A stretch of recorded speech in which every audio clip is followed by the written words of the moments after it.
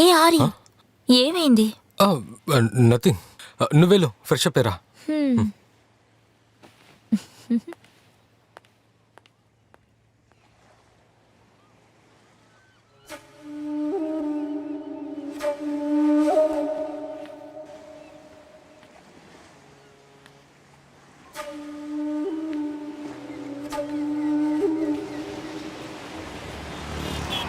ఈ కేసు చాలా సెన్సిటివ్ అయింది.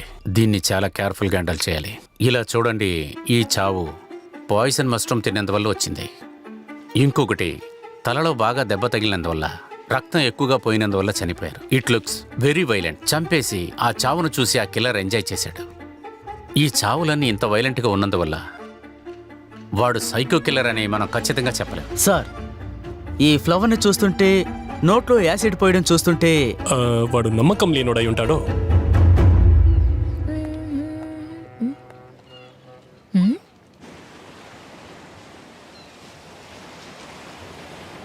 అరే రమాన్ రోసోరా, ఈయన ఇక్కడేం చేస్తున్నారు?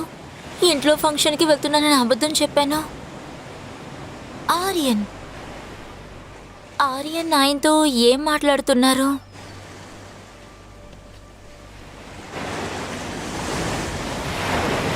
ఈ ఫోటోలో 4 స్టెప్స్ డెప్త్ డిఫరెన్స్ ఉంది. దీని వెనకాల ఏదైనా ఉందా? 4 స్టెప్ డెత్ డిఫరెన్స్. అది పాయిల్ది కూడా అయి ఉండొచ్చు. నో, అది ఏమవుతుందంటే నార్మలీ లెగ్ లెంత్ డిస్క్రిపెన్సీ అని ఒకటి ఉంది. అందువల్ల ఈ ఫుడ్ మార్క్ సంబంధించిన డెప్త్ వెల్ని ఎక్కువగా చూపిస్తుంది. లెగ్ లెంత్ డిస్క్రిపెన్సీ అలాంటి ఏంటి సార్? సి భరత్, నార్మల్గా ఏమవుతుందంటే మనిషికున్న 2 కాళ్ళు ఈవెన్గా ఉంటాయి. సో ఫుడ్ స్టెప్ పెట్టేటప్పుడు నార్మల్గా ఉంటాయి, కొంతమందికి సమానంగా ఉండదు. ఇలా సమానంగా లేనప్పుడు తక్కువ లెంగ్త్ ఉన్న కాళ్ళకి ఎక్స్ట్రా సోల్ వేసి షూ రెడీ చేస్తారు. వాళ్ళు నడిచేటప్పుడు ఆ తక్కువ లెంగ్త్ ఉన్న కాల్లో ఎక్కువగా ప్రెషర్ ఇస్తారు. అందువల్ల ఆ 2 ఫుడ్ స్టెప్లో ఒకటి మాత్రం ఎక్కువగా డెప్త్ ఉంటుంది. ఓ సార్, నాకేమనిపిస్తుందంటే ఈ సైకో కిల్లర్ ఏదో ప్యాటర్న్ ని ఫాలో అవుతూ ఈ హత్యని చేశాడనుకుంటా. Yeah simple. వాడు వాళ్ళ వీక్నెస్ హాబీస్ని పెట్టుకొని మర్డర్స్ చేస్తూ ఉన్నాడు. సార్, వీడి లిస్ట్లో ఇంకా ఎవరెవరు ఉంటారు? హే,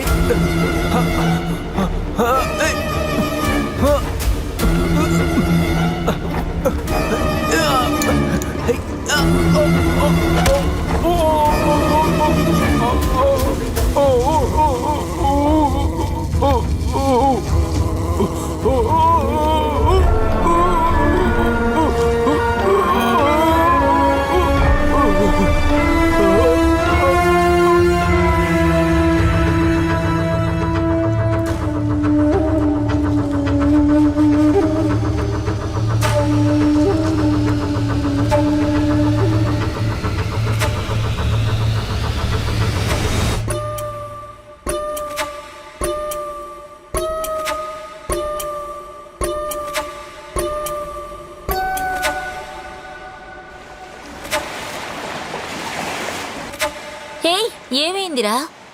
ఏంటి ఒంటరిగా కూర్చున్నావు? టైం ఎంత స్పీడ్గా వెళ్తుందో కదా. మనిద్దరం కలిసి 2 ఏళ్ళు అవ్వబోతుంది. అవును, 2 సంవత్సరాలకి ముందు నీకోసం ఇదే చోట ఎదురు చూస్తూ ఉన్నాను.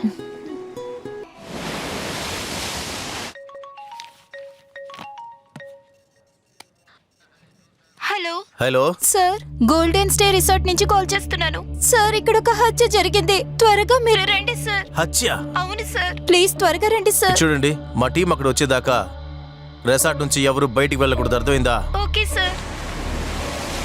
ప్రజలు, ఊరు ఏం చేంజ్ అయినా సరే నేచర్ మాత్రం ఇంకా అలాగే ఉంది కదా. అవును సార్, అక్కడ sir. Sir,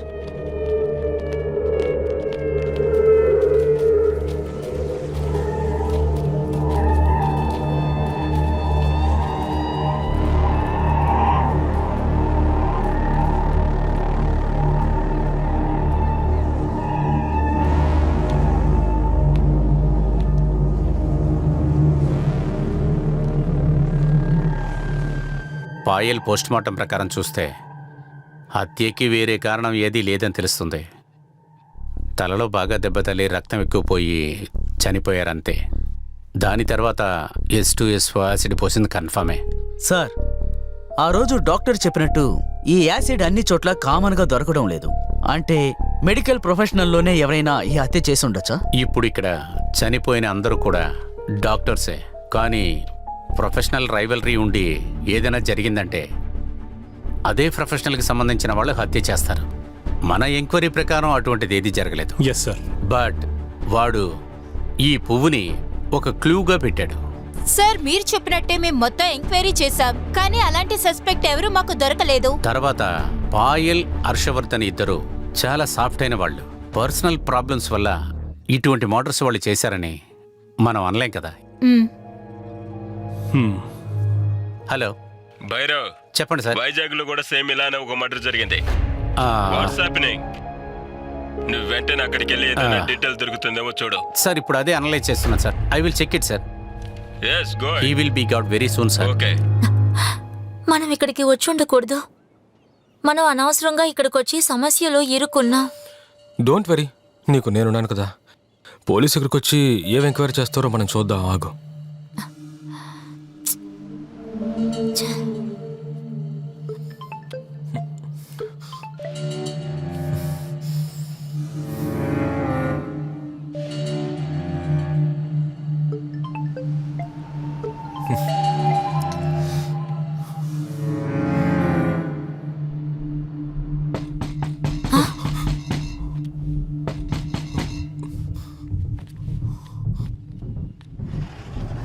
sir, murder case enquiry ఉంది, స్టేషన్కి రండి. ఏంటి? హత్య కేసు ఎంక్వైరీ చేయాలి, స్టేషన్కి రమ్మంటున్నాను. సరే.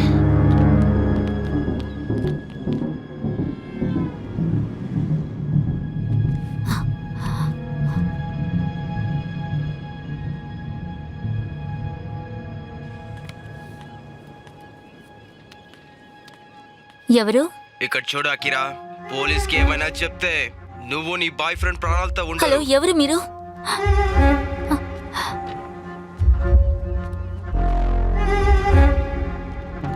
Sir sir, hello sir. Hello sir. Private beach లోంచి అందరూ వచ్చారా? అందరూ వచ్చారు సార్. ఓకే రండి పదండి. సార్.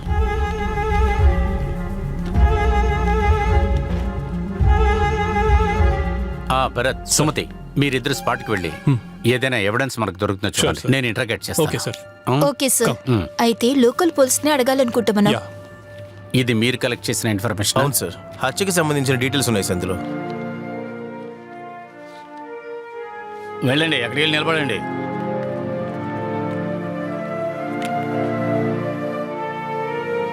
నమస్తే సార్. సార్ నాకేమీ తెలియదు సార్, నన్ను వదిలేయండి సార్. 2 సంవత్సరాలుగా అదే బీచ్ హోటల్లో పని చేస్తున్నాను సార్. నేనేమి నేను ఇంకా అరెస్ట్ చేయలేదయ్యా. ఎందుకు ఇప్పుడు టెన్షన్ అవుతున్నావు? ఏం జరిగిందో చెప్పు. సార్ ఆయన డెడ్ బైట్ చాక్లెట్ అడిగారు, నేను తీసుకెళ్ళి ఇచ్చాను, అంతే సార్. Death by చాక్లెటా? చూసారా సార్, మిమ్మల్ని చూడగానే నిజం ఎలా బయటకు వస్తుందో. ఇదే వాళ్ళ కోడ్ వర్డ్ సార్. ఏమండి, అది ఐస్ క్రీమ్ పేరండి. మీరు కొంచెం గమనం ఉండండి. మీరు వెళ్ళి కూర్చోండి. నువ్వు చెప్పు. సార్ ఆ రోజు ఎప్పటిలాగే మా హోటల్లో నేను కస్టమర్స్కి సర్వీస్ చేస్తున్నాను. ఆయన పిలిచి ఒక ఐస్ క్రీమ్ ఆర్డర్ ఇచ్చారు, నేను తీసుకువెళ్ళి ఆయనకి ఇచ్చాను సార్. నాకంతే తెలుసు సార్, అంతకుమించి ఏం తెలియదు. కానీ కాసేపటి తర్వాత ఏ ఆర్డరు రానందువల్ల ఏమైనా కావాలని అడుగుదామని ఆయన దగ్గరికి వెళ్ళాను.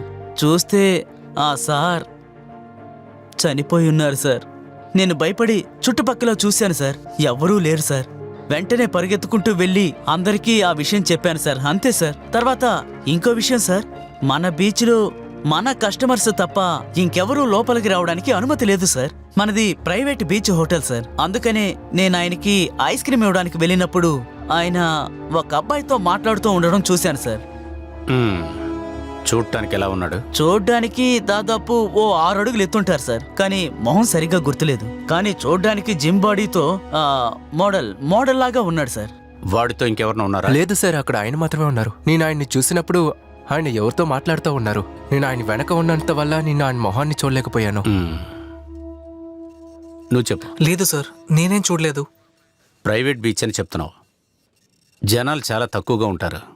నువ్వు ఎవరిని చూడలేదంటే ఎలాగా? సార్ అది ఏంటంటే... ఇప్పుడు మర్యాదగా చెప్తావా, తన్నమంటావా? సార్ ఒట్టుగా చెప్తున్నాను సార్, ఆ రోజు నేను బీచ్ వైపే వెళ్ళలేదు సార్. ఎందుకు? అది ఎగ్జామ్ టైం కదా సార్. అందుకు నేను నా గర్ల్ ఫ్రెండ్ రూమ్లోనే కూర్చొని చదువుతూ ఉన్నాం సార్.